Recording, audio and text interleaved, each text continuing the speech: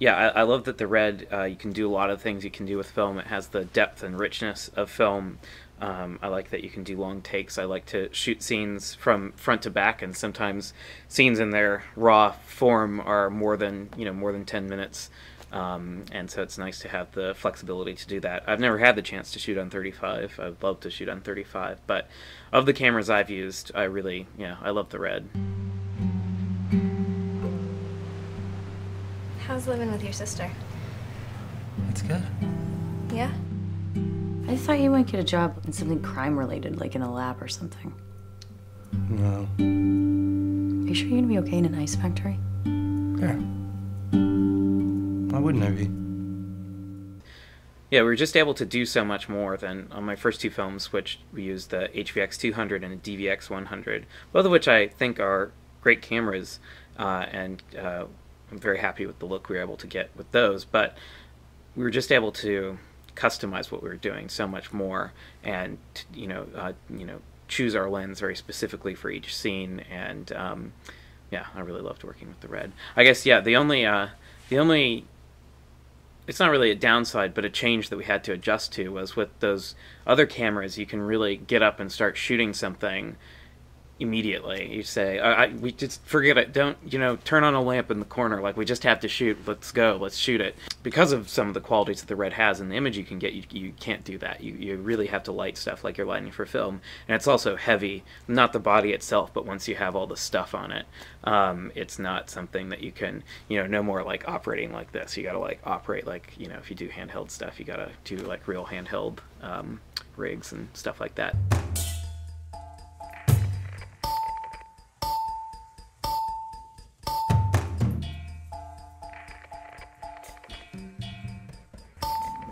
What are we gonna do if we see this guy? Follow him.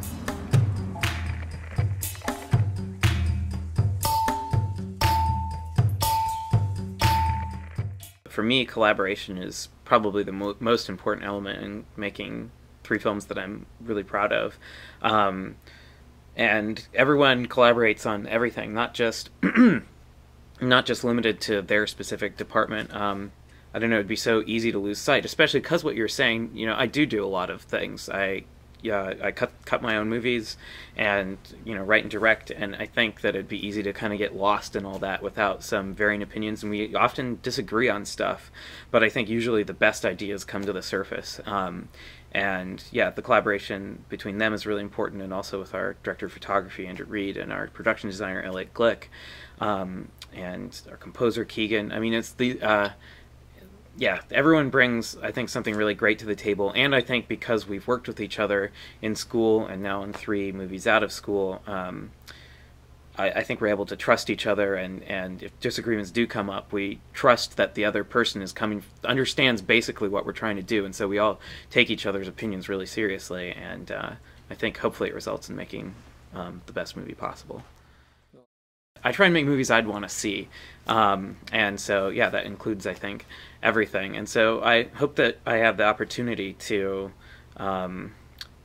continue to, make movies with somewhat bigger budgets, and not because those are the only movies I want to make, but because with a lower budget, there's certain things you just can't do, and you can still make a movie you really like, but there's some kind of movies you might be interested in making that are just impossible to make. So, and I really, I respect filmmakers who, I really like filmmakers who work in a genre, but who make really interesting films. Like I really like Melville, for example, who makes, heist and gangster movies, but they're they're quiet and thoughtful and have great characters in them. And of course, 70s American filmmakers like Altman, who does things like, makes a Western in McCabe and Mrs. Miller, but it's, totally different than a normal Western. But at the same time, also, it's not a parody of a Western. It's not making fun of the Western genre. It's still in that genre. It's just exploring it in a different way, and I really like that. Well, on the first 2 films, especially our first one, we submitted to South by Southwest cold, and no one knew anything about us.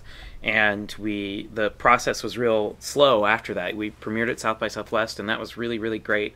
But then, like, it wasn't like, you know, everyone was banging down our door to distribute the movie or even to play it in other film festivals. And I think that there is this feeling, definitely, that I had at that time of like, well, I guess now it's a failure, but I think that being patient is really important.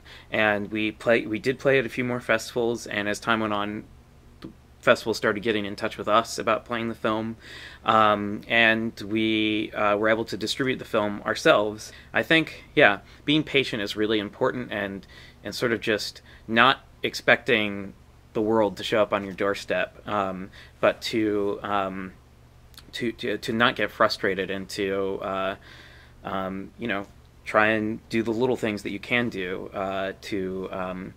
you know, try and talk to journalists, see if you can get some positive press.